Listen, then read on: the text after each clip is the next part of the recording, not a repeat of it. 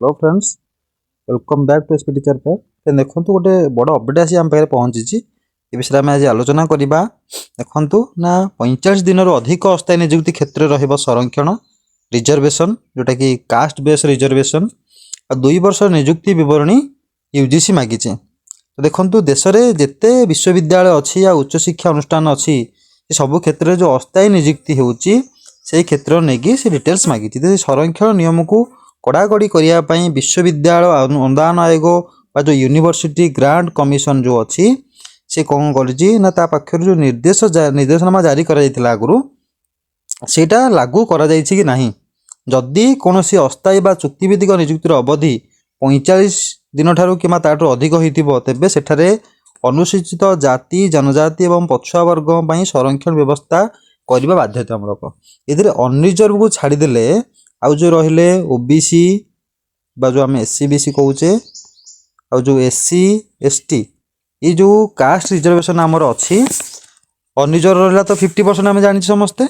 OBC 27%, SC 15%, ST 7%। ये जो अच्छी ये डिटेल्स मांगी मैंने कौन ना जो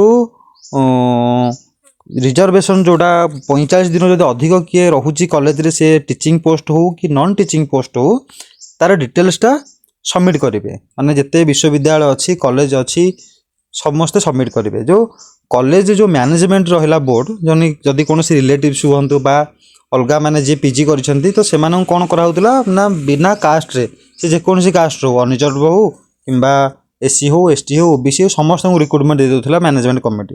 बर्तमान कौन करा ना जो कॉलेज मैनेजमेंट जो रहा से रिजर्वेशन दौन किंतु एबेठारू से निश्चित भाव में यहाँ फॉलो करेंगे जोटा कि गवर्नमेंट पोस्ट जोड़ा बर्तमान अच्छी जो रिजर्वेशनटा सेटा से करेंगे जोटा कि कास्ट बेस रिजर्वेशन। किंतु प्री एक्जिस्टिंग माने जोड़ा आगुरी रिक्रुटमेंट रही जो मैंने अच्छा से सेमती रहिबे। यूजीसी सचिव प्रोफेसर अनिश आर जोशी समस्त केंद्रीय राज्य और मान्यताप्राप्त विश्वविद्यालय कुलपति चिठी लिखि जणाई केंद्र सरकार कार्मिक एवं प्रशिक्षण विभाग जो रहा डीओपीटी नियम अनुजाई एवं यही संरक्षण व्यवस्था कार्य करने कौन प्रकार अवहेला कर एथिसह गत किछि वर्ष मध्य केते परिमाण नियम कार्य करुछि अनुपालन कर 2023 एवं 24 शिक्षा वर्ष एवं या अधीन समस्त कॉलेज गुड़िक होता समस्त चुक्तिभित्तिक शिक्षक और अणशिक्षक नियुक्ति विवरणी को दिज्व समस्ते यूजीसी पोर्टाल रे अपलोड करेंगे।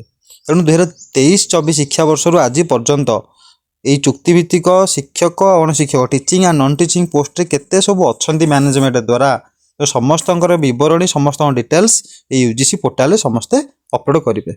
यहाँ था अपडेट फ्रेंड्स। आउ गोटे कथा कहीदे आपको अलरेडी आम ओडिशा जो 17टी यूनिवर्सिटी अच्छी तार रिक्रुटमेंट जो सर्ट नोटिस सब बाहरी अलरेडी मो चैनल मु अपलोड कर देछि। तेणु आप डिटेल्स देखु सब प्रिपरेशन करूँ तार आसिले नोटिफिकेशन आसिले मुझे जनईदेवी डिटेल्स आपण निश्चित भाव जनइबी। चैनल को विजिट करूँ आदि इनफॉरमेशन लगे आप इनफॉर्मेटिव लगे तो चैनल को सब्सक्राइब करेंगे लाइक करेंगे। रोचे जय जगन्नाथ। पुणी देखा नेक्स्ट अपडेट रे।